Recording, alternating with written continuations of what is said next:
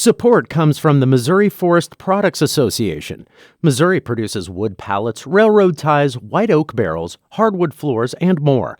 Details on the variety of products made in the state are at choosewood.com. If you have a smart speaker, you have access to the entire world of NPR and St. Louis Public Radio. All the latest news and all the captivating stories. Activate our voices with yours by telling your smart speaker to play St. Louis Public Radio. I'm hoping that we can develop a trust within this council where we can address these things as a body of 7.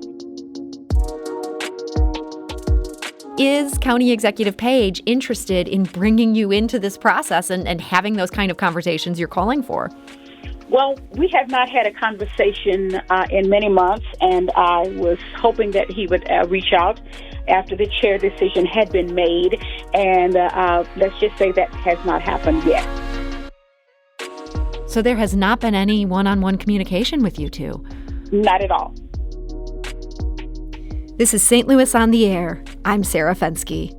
Rita Heard Days was elected chair of the St. Louis County Council on January 15th, but it took 7 weeks for her opponents to acknowledge that.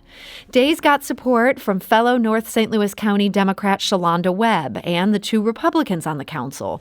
But a rival faction held an election for chair before Webb was officially sworn in.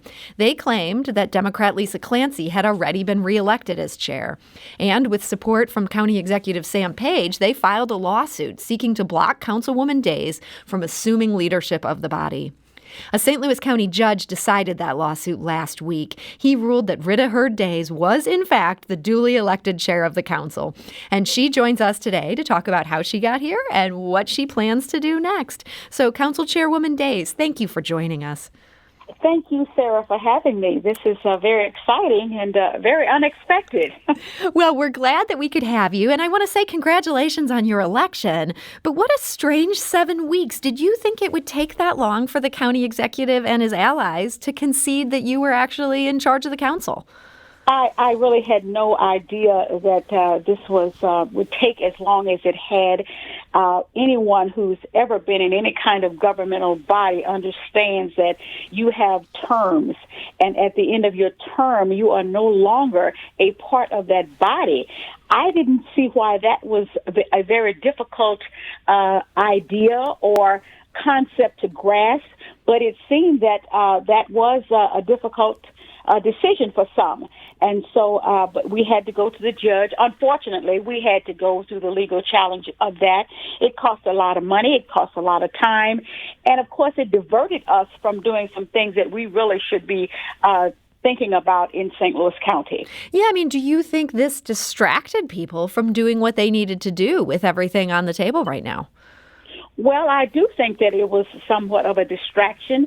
I'm looking at the COVID response. I'm looking at the other issues in St. Louis County. We're dealing with people who need to get raises and can't get raises, and all these other things that seem to, in my mind, to be a lot more important than going to court and having a challenge there, a legal challenge. So, but again, that was my decision, and of course, the 4 of us did not instigate this legal challenge. As you mentioned earlier, it was Sam Page and his allies. So after the judge's ruling, you said you offered an olive branch to the other side. Did they accept? Well, I had one colleague to call me and extend some kind of effort to say, I'm willing to work with you and move on. Actually, I did have 2. And so I will take, because I think the other one sent me a text message. I didn't read it until later. But 2 of them, yes, did reach out to me for that. So 2 of them, that leads another who didn't. May I ask, is there going to be a problem? Who is this person who has yet to reach back for that olive branch? Well, that was unfortunately Ernie Tracus from South County, and maybe he just hasn't gotten around to it yet. I'm not sure, but again, that is on me to approach and say, let's put this aside, let's move along, let's take care of the business of the citizens of St. Louis County. I'm willing to do that, and that's about the extent of what I can do. And so if you choose to join me in that, that's fine. But if you don't, that's really not a responsibility of mine. So at the same time, you did lead a vote of no confidence in County Councilor Beth Orwick last night. She is the person who basically facilitated that lawsuit being filed against you and your leadership as the chairwoman. What led you to this vote of no confidence? Well, I looked at the history of the issues that we have faced and her reaction to many of those. Most of the opinions that she's rendered have just absolutely been wrong. And so, again, a person in that position is supposed to represent the 7 of us, not just 3 and not just 4. You're supposed to represent the council as a whole. And I don't think that has been done well.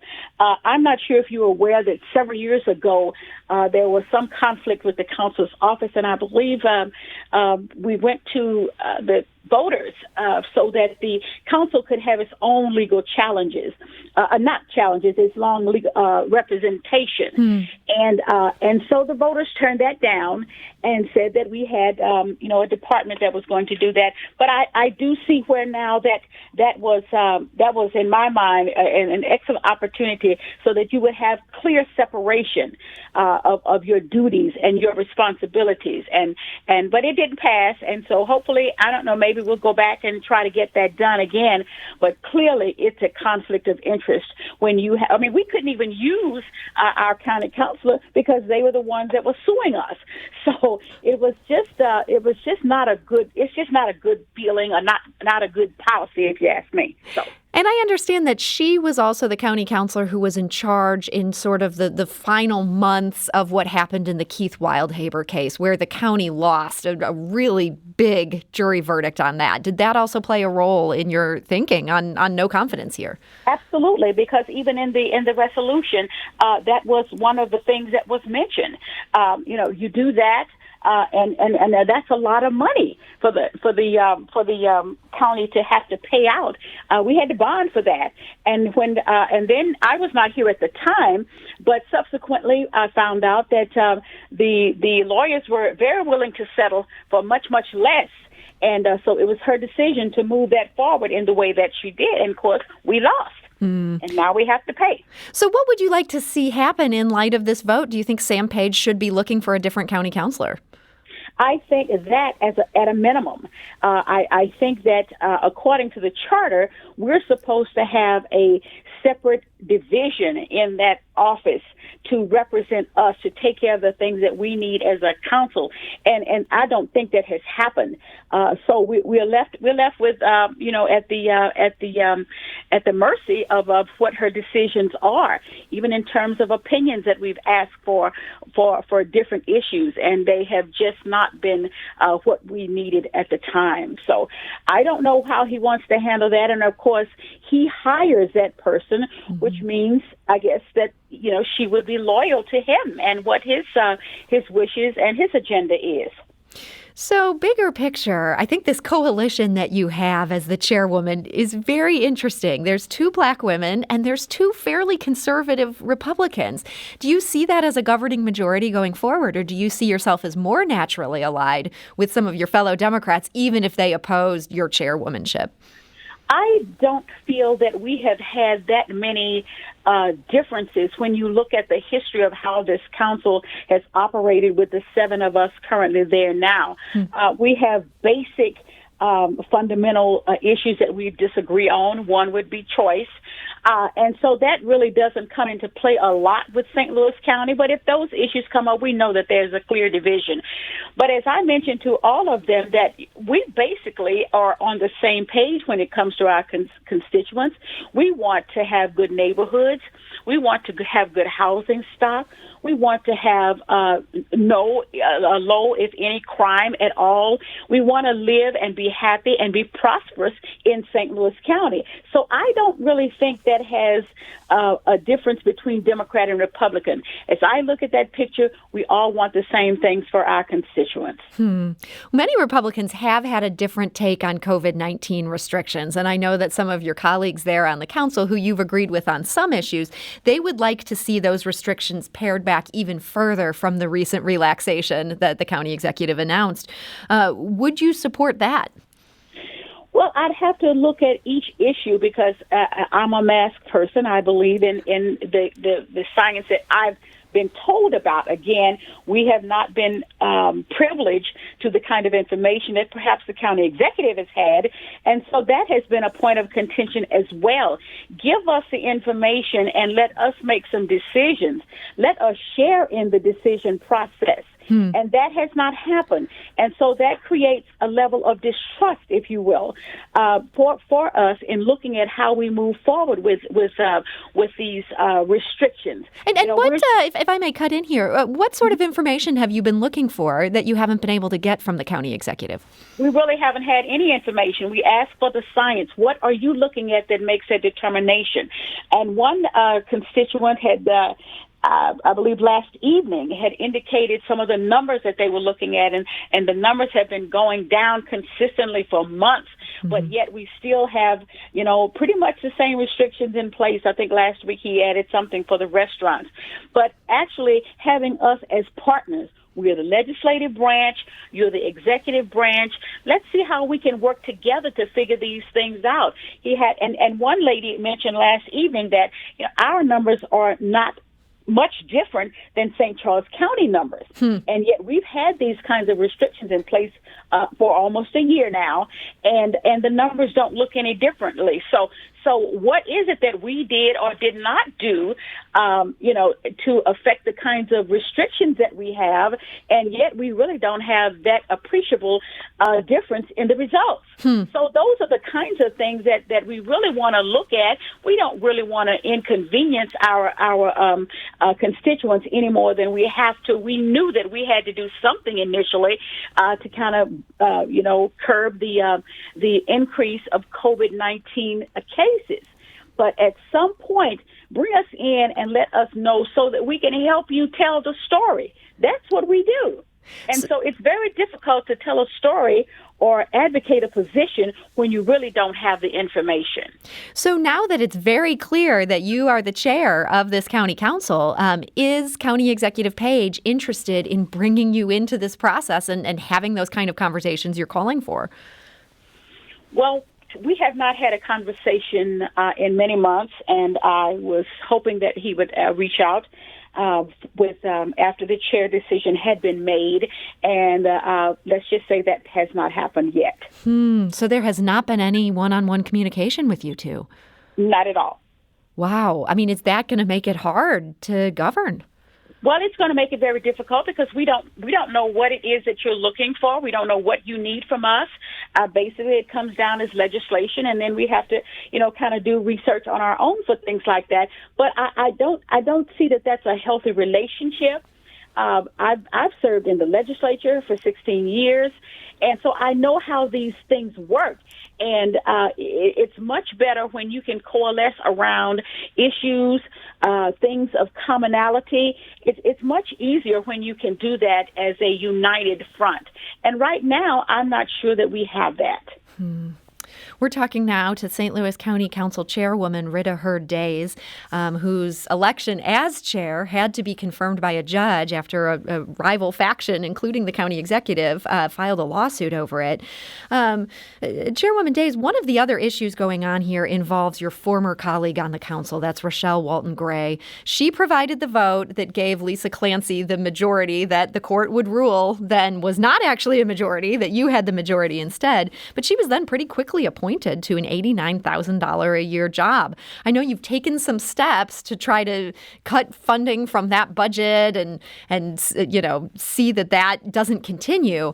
At this point, is it fair to say that job is Rochelle Walton Gray's? There's nothing else the council can do about it.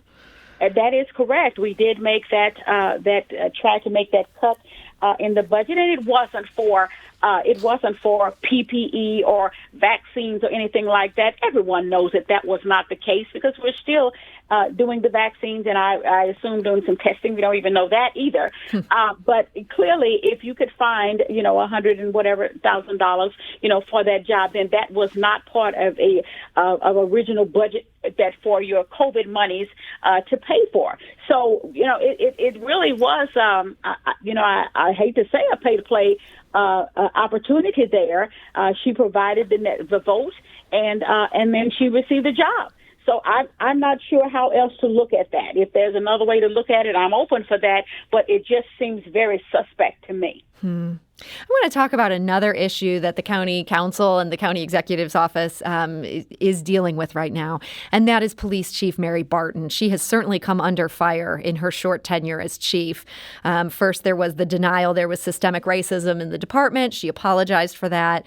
Then it came to light her brother-in-law, who works for the police department, had used the N-word. He's now been fired. What would you like to see from the police board when it comes to the chief? Well, I don't know if that gentleman was actually fired or he was retired. That's a great point. I apologize for misspeaking there. Well, I'm not sure either because there was a communication that came out of a list of retirees, and his name was on that. So I was led to believe that he retired with his full pension, is my understanding. So I'm not sure what even the accountability is there on that particular case. So you leave, and then everything is, I guess that's the end of that. But I was very disappointed in Chief Barton's statement, and she made that to the entire council. And, some of the council members at that particular time, I think she'd been there 2 weeks or so, and even some of the council members at the time said, well, I'm ready to do it for no confidence in her. I said, well, you know what, let's just step back and give her an opportunity to rectify that statement, because we know that was not true. And so given that, we kind of waited a little while, and she actually did not apologize at that point and say that I misspoke. She actually doubled down on that, which was equally troubling. Now, she's come out later indicating that, she feels that there are some issues.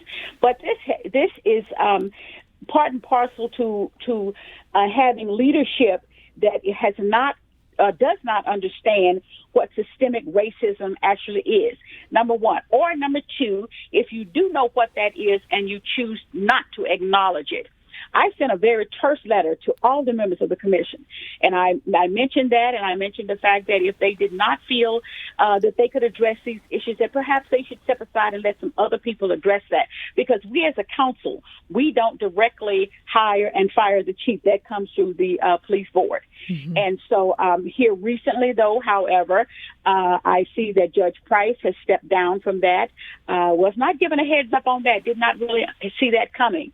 But so it begs the question, if someone else challenges the chief, where will they be?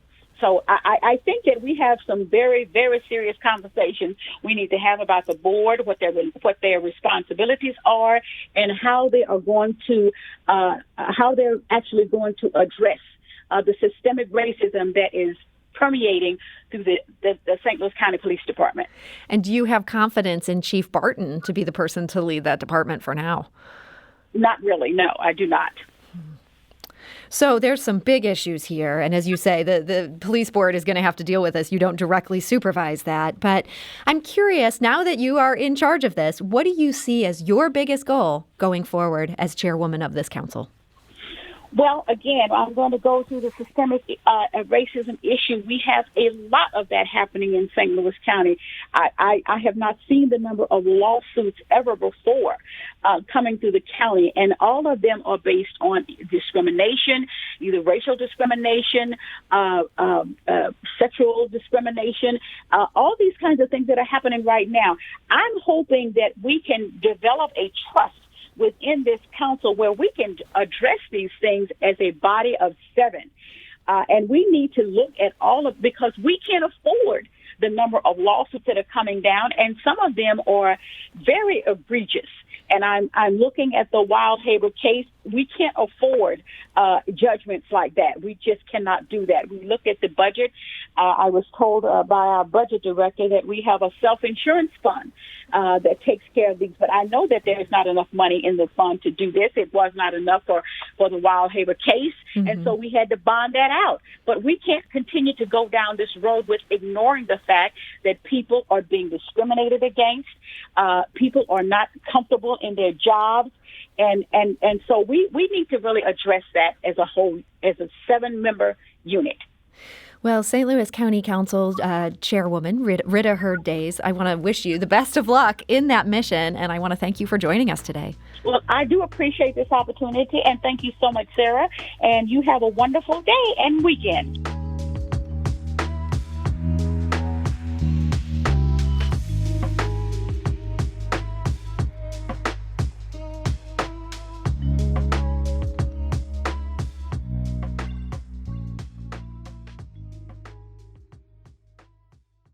Support comes from the Missouri Forest Products Association. Missouri produces wood pallets, railroad ties, white oak barrels, hardwood floors, and more. Details on the variety of products made in the state are at choosewood.com.